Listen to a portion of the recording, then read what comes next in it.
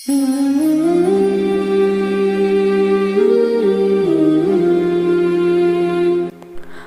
assalamualaikum semuanya. Perkenalkan, nama saya Lutaweti, NIM saya 0314211106. Nah, di sini saya akan menjelaskan kelahiran hingga kenabian Rasulullah Shallallahu Alaihi Wasallam. Nah, yang pertama di sini ada nasab kelahiran dan penyesuaian Nabi Shallallahu Alaihi Wasallam. Muhammad Rasulullah Shallallahu Alaihi Wasallam adalah putra Abdullah putra Abdul Muthalib. Nama aslinya Saiban Alham, putra Qusay.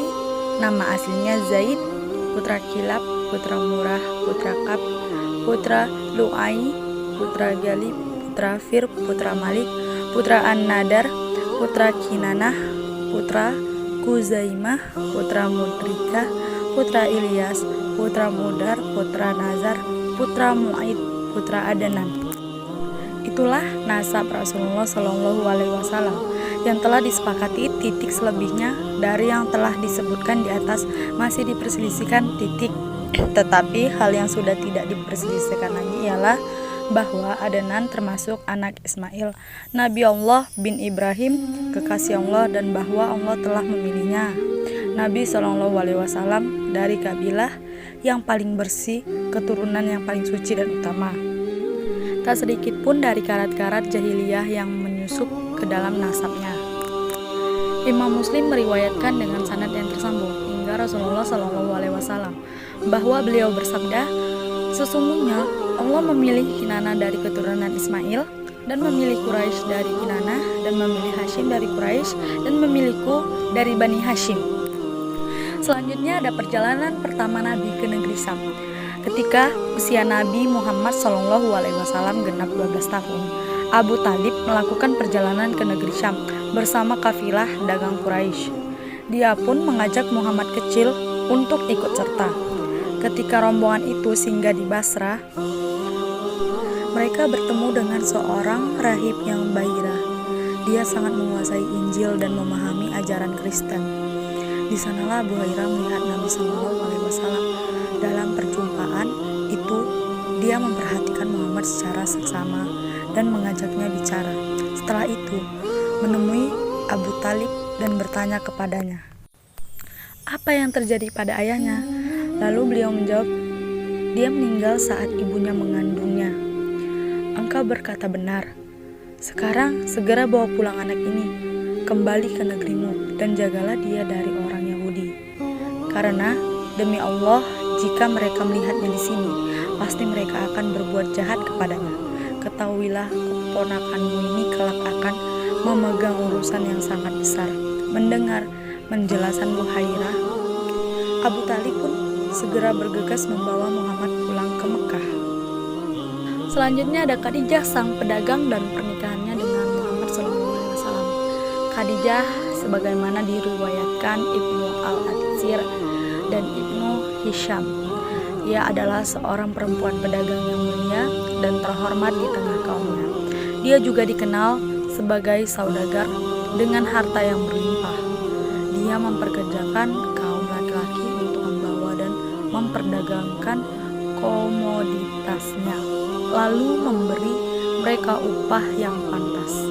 Ketika Khadijah mendengar tentang kejujuran, amanah, dan kemuliaan akhlak pemuda Muhammad, dia mengirim utusan untuk menawarinya pekerjaan, membawa barang dagangannya ke Syam dengan upah yang lebih besar dibanding yang pernah dia berikan kepada orang lain.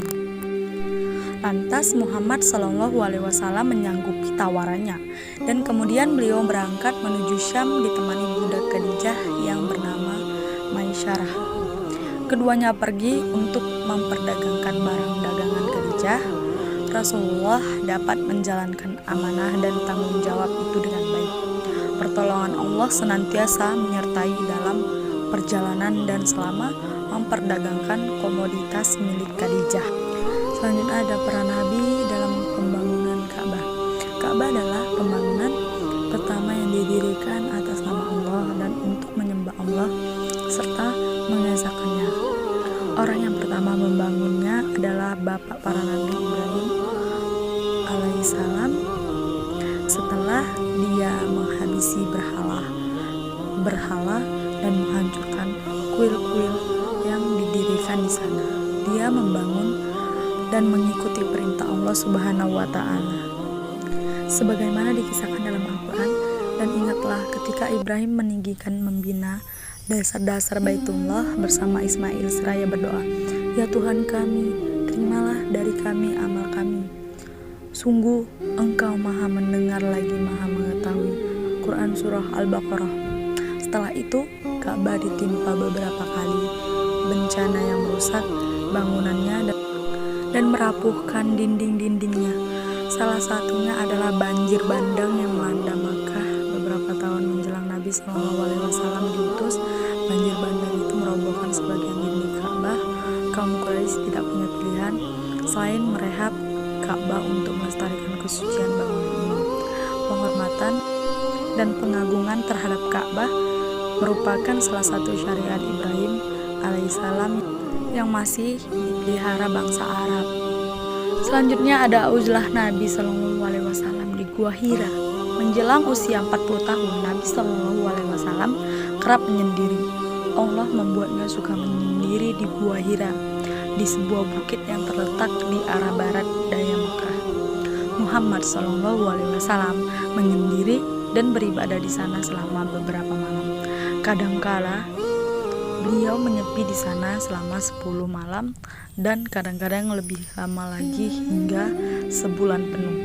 Di sela-sela itu beliau pulang ke rumahnya sebentar saja, sekedar mempersiapkan bekal untuk menyepi kembali ke Gua Hira.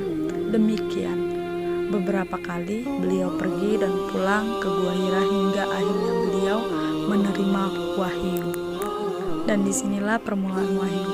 Imam Al-Bukhari meriwayatkan dari Sayyidah Aisyah radhiyallahu anhu hadis yang menceritakan permulaan turunnya wahyu. Aisyah Rasulullah alaihi wasallam bercerita yang mula-mula dialami Rasulullah SAW adalah mimpi yang wajar.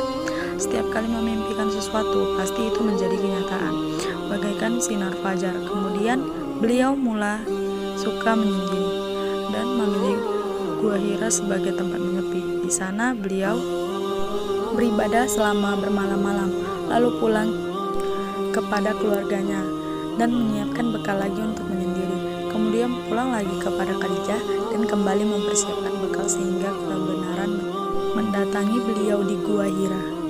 Beliau didatangi malaikat yang kemudian berkata, "Bacalah." Beliau menjawab, "Aku tidak bisa membaca." Rasulullah SAW menuturkan apa yang dialaminya. "Ia Jibril meraihku dan mendekapku hingga aku merasa payah, lalu melepaskanku dan berkata, 'Bacalah.' Aku pun menjawab, 'Aku tidak bisa membaca.' Ia lalu meraih dan mendekapku untuk ketiga kalinya, kemudian melepaskanku dan berkata, 'Bacalah dengan menyebut Tuhanmu yang menciptakan. Dia telah menciptakan manusia dari segumpal darah. Bacalah, dan Tuhanmu lah yang maha pemurah, yang maha mengajar manusia dengan perantara kalam. Dia mengajarkan kepada manusia apa yang tidak diketahuinya." Baik, terima kasih kepada teman-teman semua. Semoga bermanfaat. Mohon maaf apabila ada kesalahan kata. Akhir wa kalam.